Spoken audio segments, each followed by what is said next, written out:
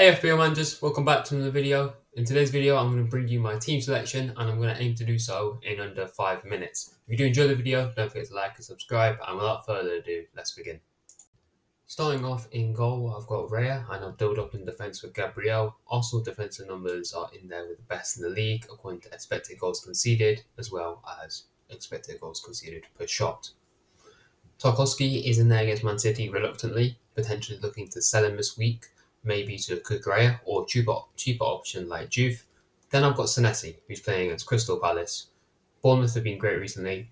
Last week was the first week in which Senesi didn't get DEFCON, but I do expect him to get him this week. Maybe a potential clean sheet as Palace versus Bournemouth has been a historically low scoring game.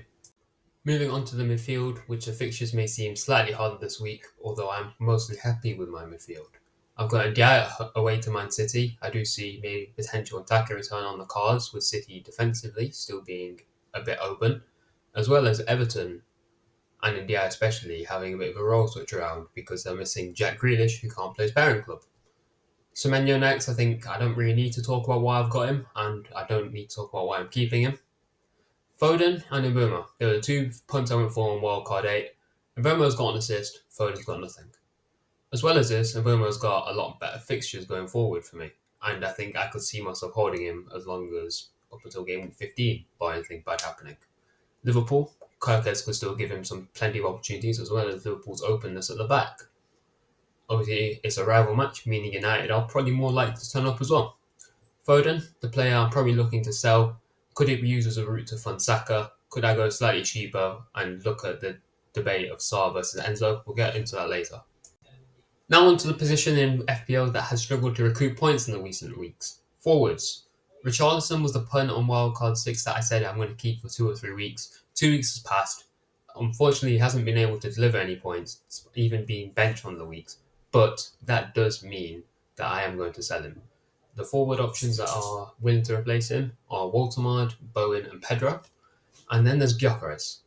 Could I maybe get 2 of the 3 because I'm struggling so much with that decision? Yes. But I want to keep Gyökeres. I think there's a transfer better used in places, and my route out of him would involve a -4, which I do not want to take. I would say, adding on, that I think the Saka hype has been slightly overweighed. There's still a chance that Gyökeres could take the next penalty. There's still a chance that he could take penalties more often moving forward. Because now we're getting to a stage where he's not really doing much. As for Sweden, he was a bit poor as well. And if we get a penalty in the next games, maybe use it to try and boost his confidence, and maybe that sends him to a role. Also, Burnley and Sunderland in game weeks 10 and 11. I think you know what, we have to keep him.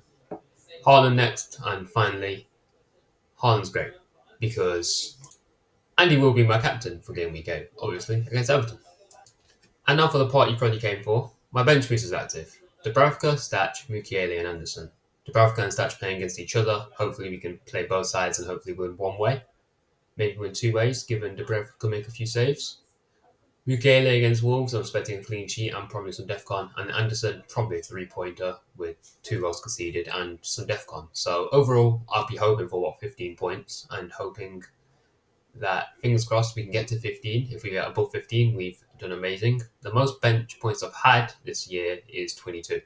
So if we can beat that, last but certainly not least, we've got my transfer plans. And the players that I'm likely to get rid of are Tarkowski, Foden, and Richarlison, with 3 free transfers, meaning no hit, as well as 0.3 million in the bank.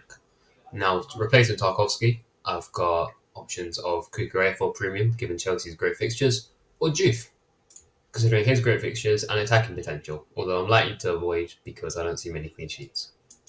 Foden, it comes down to Enzo versus Saar. If Enzo's fit, I'm going to go for him.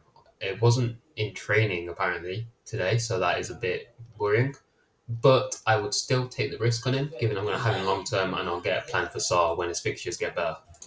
Last but not least, the forwards, Richarlison and Gyökeres. I'm very likely to get rid of Richarlison, as I believe Gyökeres is a keep and more of a luxury transfer out. So if you do have a transfer, you can use it. Richarlison-wise, Baltimore's probably the bottom of the list because the penalty last week he won't get every week. 1, because he's not a penalty taker, and 2, because getting 38 penalties in the season is unsustainable. So between Bowen and João Pedro, the disadvantage of João Pedro is I'm going straight from 0 Chelsea players to 3 Chelsea players. Isn't a horrible thing, but feels like a bit too much commitment. So for that reason, I might actually head to Bowen instead, given although he's got very underlying numbers, very mixed underlying numbers, I would really like to own him, especially for those fixtures. That's talismanic. He looks like he's going to be playing out on the right all the time for Nuno, which is a very, very big positive.